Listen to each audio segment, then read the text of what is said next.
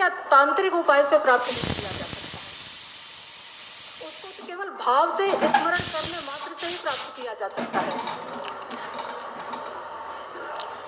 क्योंकि बिना भाव के प्रेम नहीं हो सकता और प्रेम के बिना समर्पण नहीं हो सकता। इसलिए माता की उपासना में आस्था का, विश्वास का होना बहुत आवश्यक है। एक छोटे से बच्चे राम नारायण को छोड़कर उसकी माँ कहीं चली गई। जब माँ गई तो उस समय बच्चा खेल रहा था। माँ थोड़ी देर के लिए कहीं किसी काम से चली गई। बच्चे ने माँ का इस प्रकार से जाना नहीं, वो देख नहीं पाया कि हमारी माँ हमको छोड़कर कहीं चली गई है। कुछ समय पश्चात जब खेल समाप्त हुआ और बच्चे को माँ की सुध आई तो बच्चा इधर उधर माँ की खोज करने लगा। बच्चे को माँ कहीं दिखी नहीं। बच्चा रोने लगा, जोर जोर से रोने लगा।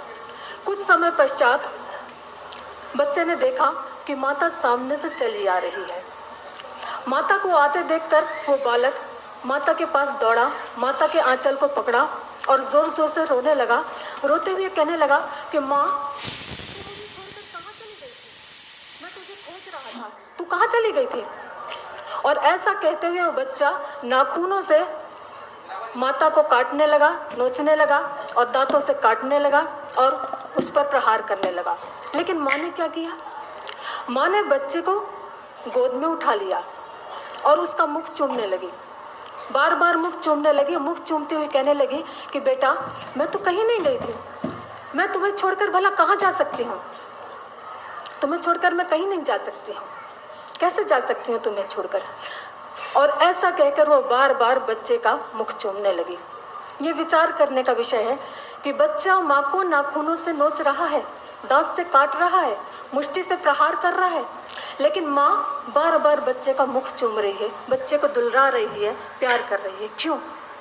क्योंकि माँ जानती है कि ये मेरा शरणागत शिशु है, ये मेरे बिना कहीं नहीं रह सकता, ये मुझ पर निर्भर हो चुका है, इसको मैं नहीं देखूंगी तो कौन देखेगा? ऐसा माँ जानती है।